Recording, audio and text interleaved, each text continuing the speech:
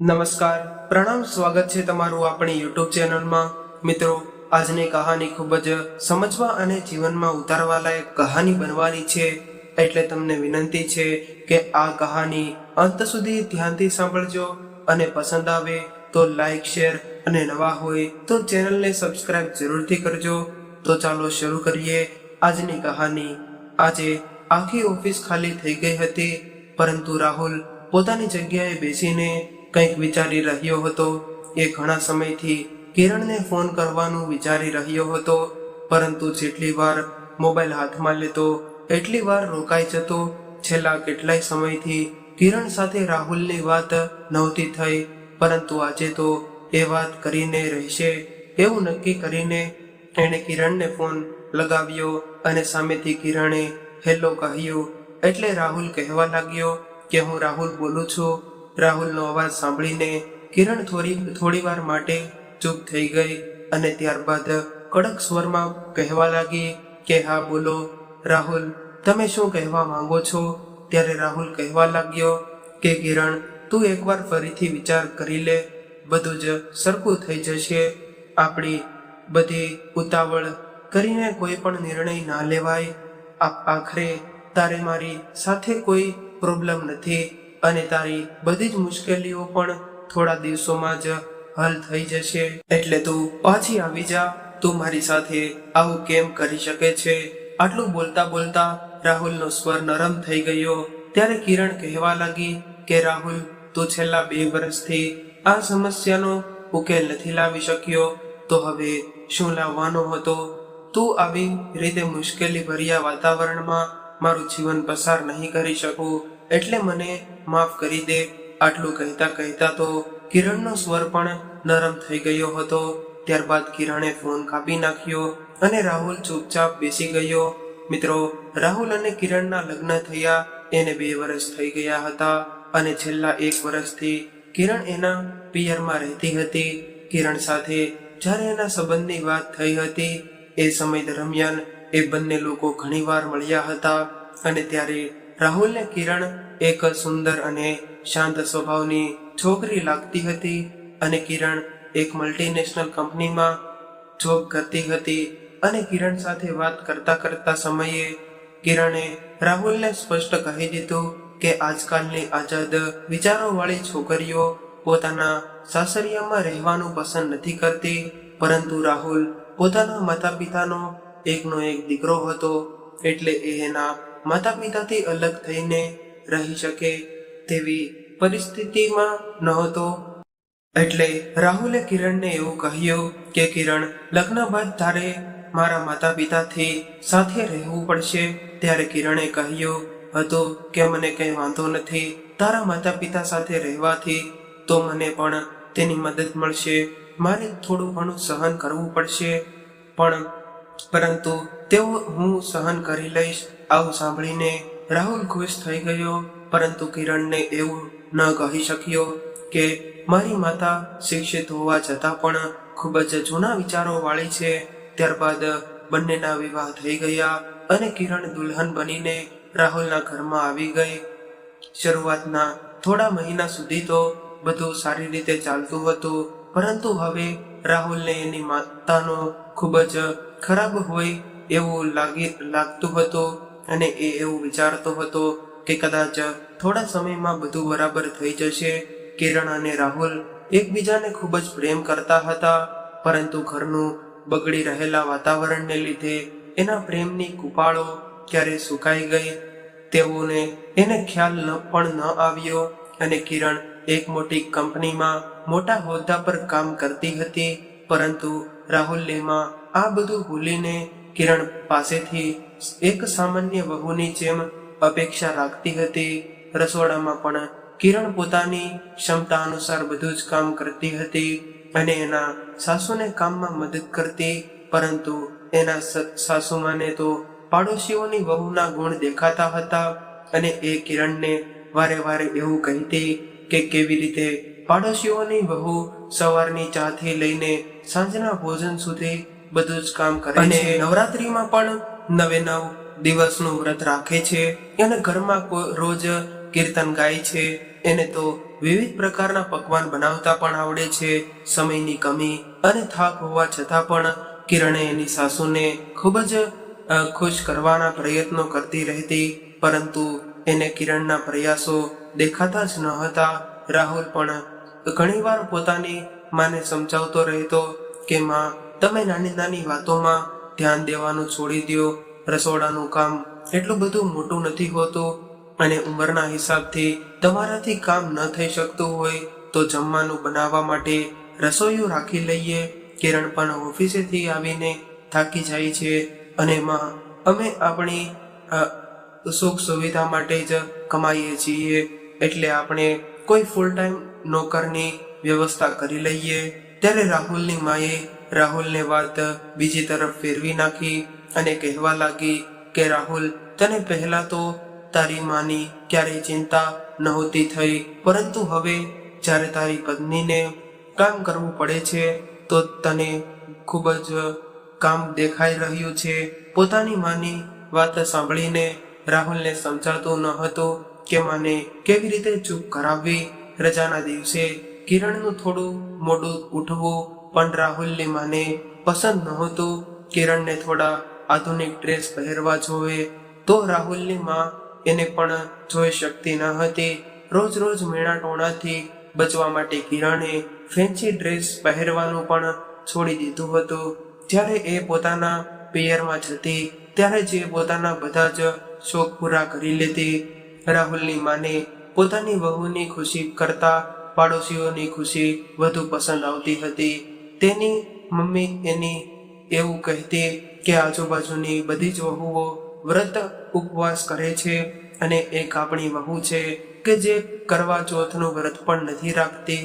એક દિવસ પણ પોતાના પતિની લાંબી ઉંમર માટે ભૂખી નથી રહી શકતી. ત્યારે રાહુલ એવું કહેતો કે માં, એ ભૂખી નથી રહી શકતી તો તમે શા માટે વ્રત રહેવાનું કહી રહ્યા છો? રાહુલ વારે વારે કિરણની બાજુ બોલતો હતો, જેનાથી એના માતા પિતા સાથેના સંબંધો બગડી રહ્યા હતા અને રજાના દિવસે જો ક્યાંક બહાર જવાનો અથવા તો ફિલ્મ જોવાનો પ્રોગ્રામ હોય તો રાહુલની માં કિરણને ખરી ખોટી સંભળાવતી રહેતી અને એવું કહેતી રહેતી કે રોજ તો નોકરીના બહાને ઘરની બહાર રહે છે અને રજાના દિવસે પણ બહાર જવાનું ભૂલતા નથી. પોતાની સાસુના આવા મેળાઠોણા સાંભળીને કિરણનું બહાર જવાનું મૂડ બગડી જતું અને રાહુલને બહાર જવાની ના પાડી દેતી. ત્યારે રાહુલ એને જેમ તેમ કરીને મનાવી લેતો અને બહાર જઈને પણ બંનેનું મૂડ ખરાબ રહેતું. રાહુલ પોતાની માને ઘણીવાર એવું કહેતો કે માં, તમે બીજા વ્યક્તિ સાથે કિરણની સરખામણી કરવાનું છોડી દો. કિરણની કાર્યની કુશળતા અને એના સ્વભાવ અનુસાર એની સરખામણી બીજા સાથે ન કરો. ત્યારે એની માં એને એવું કહેતી કે તું હજુ તો ઉગરીને ઊભો થયો છો અને મને શિખામણ આપી રહ્યો છો. હવે તું મારી વાત કાન ખોલીને સાંભળી લે. તું તારી પત્નીને વકીલાત મારી સામે ક્યારેય ન કરતો. ત્યારે રાહુલ કહેવા લાગ્યો કે માં, તમે એને આટલું બધું કહી દો છો પરંતુ એ તમને ક્યારેય પણ સામો જવાબ નથી આપતી. માં, આવી નાની નાની વાતોમાં ધ્યાન આપવાનું છોડી દો અને ખુશ રહેવા શીખો.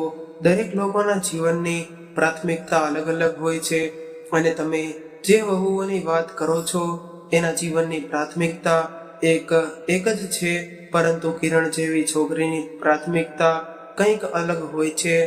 એટલે તેના પર તમારા પોતાના વિચારો અને તમારી ઈચ્છાઓ ન રાખો. કિરણનો સ્વભાવ ખૂબ જ સારો છે.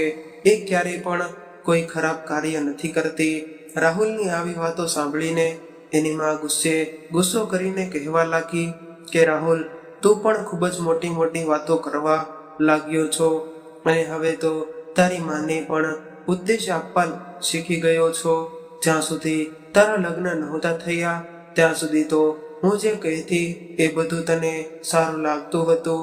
રાહુલ અને તેની માની આવી વાતો સાંભળીને કિરણની આંખોમાં આંસુ આવી ગયા અને આવી બધી વાતોથી ઘરનું વાતાવરણ ધીમે ધીમે ખરાબ રહેવા લાગ્યું, જેને કારણે કિરણ અને રાહુલના સંબંધોનો રસ પણ સુકાઈ ગયો હતો. રાહુલ અને કિરણ બંને વચ્ચે પ્રેમની વાતો ઓછી થવા લાગી અને બીજા વિષયો પર ચર્ચા વધવા લાગી. હંમેશા ચૂપ રહેવા વાળી કિરણ હવે ક્યારેક ક્યારેક રાહુલ સામે પણ બોલતી હતી અને એક દિવસ એની સહનશક્તિએ જવાબ આપી દીધો અને રાહુલને કહેવા લાગી કે રાહુલ, આ રોજ રોજની બોલી ચાલી હવે મારાથી સહન નથી થતી. જ્યારે હું ઓફિસેથી થાકીને ઘરે આવું અને ઘરે આવીને તમારી માનું ઘણું બધું સાંભળવું પડે છે. હું રસોડામાં માની મદદ કરવા માટે જાઉં છું તો એનાથી પણ મને ડર લાગે છે. એટલે હું પણ હવે ક્યાં સુધી ચૂપ રહી શકીશ? તમને તો ખબર છે કે મારી પાસે ફક્ત એક જ કામ નથી હોતું. રજાના દિવસે પણ મને આરામ નથી મળતો. એટલે રાહુલ, હવે મને તમારી માને કંઈક સમજાવો અથવા તો આપણી અલગ રહેવાની વ્યવસ્થા કરો. ત્યારે રાહુલ કહેવા લાગ્યો કે હું તો એને રોજ સમજાવું છું, પરંતુ હું શું કરી શકું એ સમજતી જ નથી. અને એ મારી માં છે, એ આપણા માટે ખરાબ ન હોઈ શકે. એ ફક્ત થોડા જૂના વિચારો વાળી છે, એટલે તો એની વાત પર ધ્યાન ન આપતી. ત્યારે કિરણ કહેવા લાગી કે હું કેટલા દિવસ સુધી એની વાત પર ધ્યાન ન આપું? આખરે એની વાત મારા કાન સુધી પહોંચે છે તો મારા દિલમાં પણ ઉતરે છે અને ઘણી વાતો તો મારા મગજમાં પણ ઉતરી જાય છે. એની વાતોને હું કેટલી વાર અવગણી શકું? આવા વાતાવરણમાં હું કેટલા દિવસ રહી શકીશ? ચાલ માની લઉં કે એ પણ માં છે અને એ એના દિલથી ખરાબ નહીં હોય અને આપણને પ્રેમ કરતી હશે, પરંતુ રોજ રોજ એના આવા મેણાટોના મારાથી સહન નથી થતા. એને પોતાની વાણી પર કાબુ રાખવો જોઈએ. ત્યારે રાહુલ કહેવા લાગ્યો કે કિરણ, એ તો એનો સ્વભાવ છે. મનુષ્ય પોતાની આદતો બદલી શકે છે પરંતુ પોતાનો સ્વભાવ ન બદલી શકે. ત્યારે કિરણે ચોખ્ખું કહી દીધું કે રાહુલ, તો પછી હું એની સાથે નહીં રહી શકું. ત્યારે રાહુલ કહેવા લાગ્યો કે કિરણ, તું આ શું કહે છે? મેં તને પહેલા જ એના વિશે સ્પષ્ટ કહી દીધું હતું કે હું એનો એકમાત્ર દીકરો છું. હું મારા માતા પિતાથી અલગ ક્યારેય નહીં થઈ શકું. એટલે કિરણ કહેવા લાગી કે રાહુલ, ત્યારે તો તે આવું નહોતું કહ્યું કે એની વાણી આટલી બધી ખરાબ છે.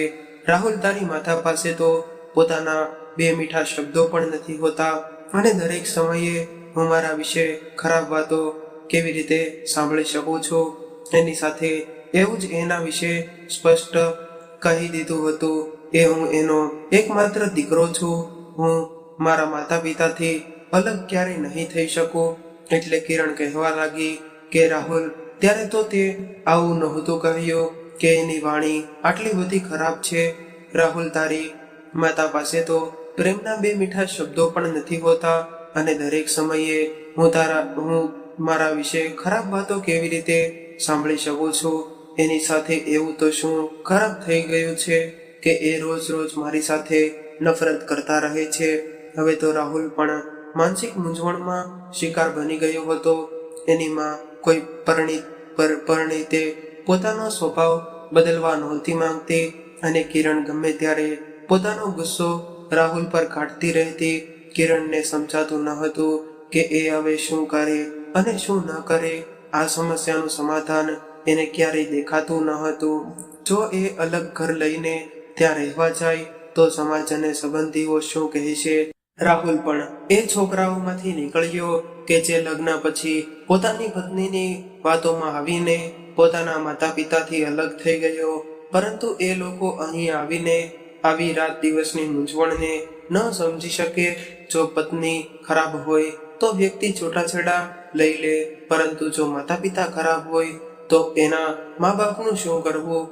આવું વિચારીને રાહુલ ખૂબ જ દુઃખી થઈ રહ્યો હતો. ધીરે ધીરે રાહુલ અને કિરણ વચ્ચે ઝઘડા થવા લાગ્યા. રાહુલ પોતાનો ગુસ્સો ક્યારેક ક્યારેક કિરણ પર ઉતારી દે તો અને આવી જ રીતે એક દિવસ ઝઘડા અને મનમોટાવના કારણે કિરણ પોતાના પિયરમાં જતી રહી અને રાહુલ જ્યારે ઓફિસેથી ઘરે આવ્યો અને એને આ વાતની ખબર પડી ત્યારે એણે કિરણને ફોન કર્યો. એટલે કિરણે ચોખ્ખા શબ્દોમાં કહી દીધું કે જો તારે મારી સાથે રહીને જીવન પસાર કરવું હોય તો અલગ રહેવાની વ્યવસ્થા કર. હું તારા માતા પિતા સાથે બિલકુલ નહીં રહી શકું. રાહુલે કિરણને ઘણી વખત મનાવવાના પ્રયાસ કર્યા. ઘણી રીતે સમજાવવાના પ્રયાસ કર્યા, પરંતુ કિરણે પોતાનો વિચાર ન બદલ્યો. એ ફક્ત રાહુલના માતા પિતાથી અલગ રહેવા માંગતી હતી અને તો જ તે આવવા માટે તૈયાર હતી. હવે 1 વર્ષ પસાર થવા આવ્યું હતું. હવે તો એવું કિરણ કહેવા લાગી હતી કે મારા માટે આ એટલું બધું મુશ્કેલ છે, એટલે હવે તો તું ઈચ્છે તો આપણે બંને આપણો માર્ગ બદલી શકીએ છીએ. આવું સાંભળીને રાહુલ ચોંકી ગયો અને આટલી નાની નાની વાતમાં કિરણ આટલો મોટો નિર્ણય કેવી રીતે કરી શકે? ગુસ્સાને કારણે તેના સમય માટે રાહુલે કિરણને ફોન જ ન કર્યો. અને આજે જ્યારે ઘણા દિવસો બાદ રાહુલનો મગજ શાંત થયો એટલે ફરીથી કિરણને સમજાવવા માટે ફોન કર્યો હતો. પરંતુ કિરણનો તો એ જ જવાબ હતો. નાની નાની વાતોએ એના જીવનમાંથી એટલી મોટી મૂંઝવણ પેદા કરી દીધી હતી કે એને આ સમસ્યાનું કોઈ સમાધાન નહોતું મળી રહ્યું. હવે રાહુલ માટે સૌથી મોટી મૂંઝવણ એ હતી કે એ કેવી રીતે પોતાનું પરિણીત જીવન બચાવી શકે. રાહુલ ઓફિસેથી બહાર નીકળ્યો, પરંતુ જ્યારે એને પોતાના ઘરે જવાનું મન ન થયું અને કંઈક વિચારીને એ પોતાના મિત્ર રમેશના ઘરે ગયો. રમેશ એની મૂંઝવણને સારી રીતે સમજતો હતો. ત્યારે રમેશે ચાનો કપ ટેબલ પર રાખીને વાત કરી. એટલે રાહુલ કહેવા લાગ્યો કે કિરણ અલગ રહેવા સિવાય કોઈ પણ શરતની પાછી આવવા માટે તૈયાર નથી. ત્યારે રમેશ પણ કહેવા લાગ્યો કે રાહુલ, તારી માનો સ્વભાવ પણ એવો જ છે, એ પણ કંઈ સમજવા માટે તૈયાર નથી. એટલે રાહુલે કહ્યું કે તારી વાત સાચી છે, મારી માં તો કોઈ પણ રીતે બદલશે નહીં. અને આવા વાતાવરણમાં કિરણ પાછી આવશે તો ફરીથી એવું ને એવું જ થવા લાગશે. મારી માના મેણા ટોણા અને એનો સ્વભાવ અને પોતાની વાણી પર એક કાબુ નથી રાખી શકતી.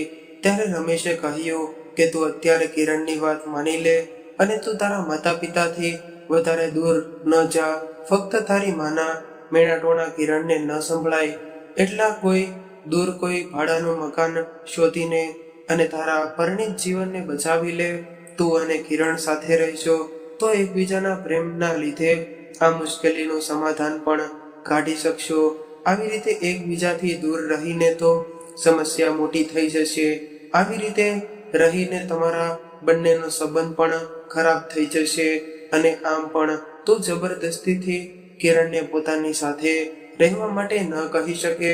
આ બધું તમારા બંનેની મરજીથી થશે તો જ તમારા બંનેના સંબંધો એની મેળે સુધરવા લાગશે.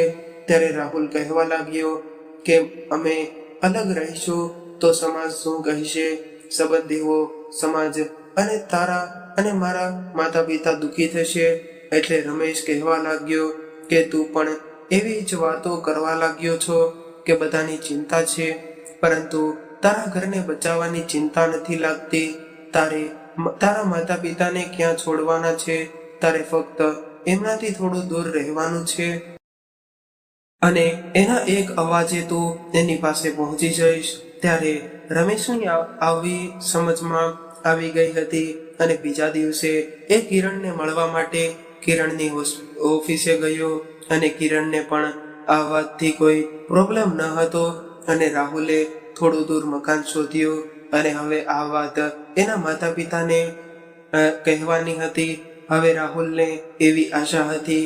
એવી જ રીતે આ સાંભળીને એની માં એને તોફાન ફેલાવી દીધું અને કહેવા લાગી કે મને તો બધી જ ખબર હતી કે એના લક્ષણ તો પહેલેથી જ એવા હતા.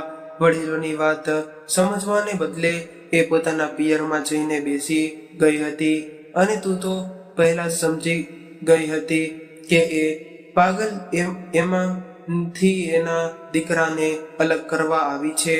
અને તું પણ એવો જ નીકળ્યો જે પોતાની પત્નીની વાતોમાં આવીને તારા માતા પિતાથી દૂર જવા માટે રાજી થઈ ગયો.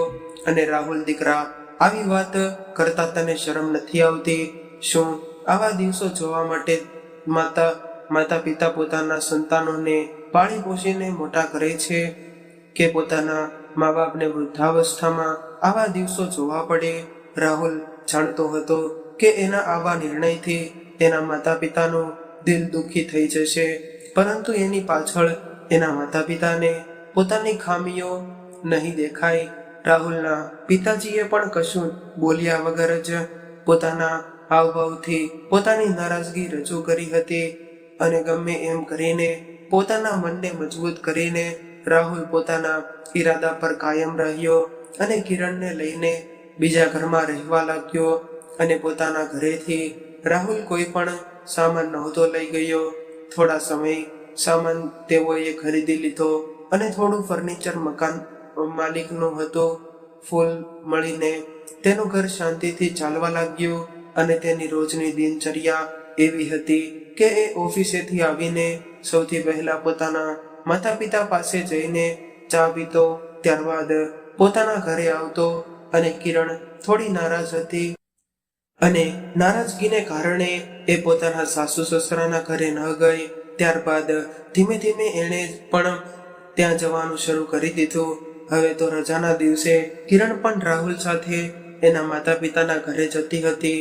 અને સસરાજીનું મૂડ દેખાવમાં તો સારું લાગતું હતું, પરંતુ સાસુનું મૂડ બગડી જતું હતું. એ લોકો અલગ થયા એને 2 મહિના પણ નહોતા થયા. ત્યારે એક દિવસ સવારે રાહુલના ફોનમાં એના પપ્પાનો ફોન આવ્યો અને એ ગભરાયેલા સ્વરમાં કહી રહ્યા હતા કે તારી માતાનું અકસ્માત થયું છે, એટલે તું જલ્દીથી આવી જા. ત્યારે રાહુલ અને કિરણ ગભરાઈને પોતાના ઘર તરફ દોડવા લાગ્યા અને ઘરે આવીને પોતાની માને ઉપાડીને દવાખાને લઈ ગયા. ત્યારે ખબર પડી કે માના પગમાં ફ્રેક્ચર થયું છે અને એને 45 દિવસનું પ્લાસ્ટર આવશે. ડોક્ટરે તો શરૂઆતમાં સંપૂર્ણ આરામની સલાહ આપી હતી અને બાથરૂમ સુધી પણ વ્હીલચેરમાં લઈ જવાનું કહ્યું હતું. બધી સારવાર કરાવીને માને લઈને રાહુલ અને કિરણ પોતાના ઘરે પહોંચ્યા. ત્યારે કિરણ થાકી ગઈ હોવા છતાં પણ બધા જ લોકો માટે જમવાનું બનાવ્યું અને એ રાત્રે એ બંને ત્યાં જ રોકાઈ ગયા. ત્યારે રાહુલે લાચારી સાથે કિરણને એવું કહ્યું કે મારા પિતાજી હવે માની સેવા નહીં કરી શકે અને હું પણ અચાનક આવી રીતે રજા નહીં રાખી લઈ શકું, તો હવે માનું શું કરીશું? રાહુલની મૂંઝવણ જોઈને કિરણે એવું કહ્યું કે રાહુલ, મારી ઘણી બધી રજાઓ બાકી છે, એટલે કાલથી હું 15 દિવસની રજા લઈ લઉં અને ત્યાં સુધી તો તારી રજાઓ મંજૂર થઈ જશે, એટલે તું પણ 15 દિવસની રજા લઈ લેજે. અને આ 1 મહિનામાં તો સાજી ન થાય તો પછી દાદીને પૂછી લેજે કે જો એ 1 અઠવાડિયા માટે અહીંયા આવી શકે તો સારું રહેશે, નહીંતર હું ફરીથી રજા લેવાનો પ્રયાસ કરીશ. ત્યારે રાહુલે કિરણ તરફ જોયું તો એના ચહેરા પર મા માટે પરેશાની અને ચિંતાથી ભરાયેલા ભાવ હતા અને કિરણને જોતો રહી ગયો કે મારી માં શા માટે કિરણને નથી સમજી શકતી. ત્યારે રાહુલે કહ્યું કે કિરણ, તને રજા લેવામાં કોઈ પ્રોબ્લેમ તો નહીં થાય ને? એટલે કિરણ કહેવા લાગી કે નહીં, મને સરળતાથી રજા મળી જશે અને જો જરૂરિયાતના સમયે રજા ન મળે તો રજા શું કામની.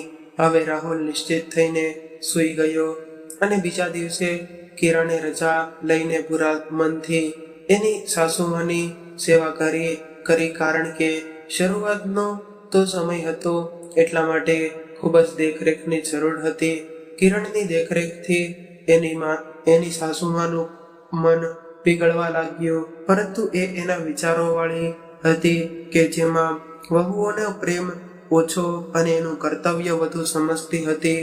15 દિવસ બાદ કિરણ ઓફિસેથી જતી રહી અને રાહુલે રજા લઈ લીધી. રાહુલની રજા પૂર્ણ થઈ તો 1 અઠવાડિયા માટે તેની દીદી માની દેખરેખ કરવા માટે આવી ગઈ અને દીદી પોતાના ઘરે ગઈ. ત્યારે કિરણે ફરીથી રજા લઈ લીધી. માં હવે સાજી થઈ ગઈ હતી.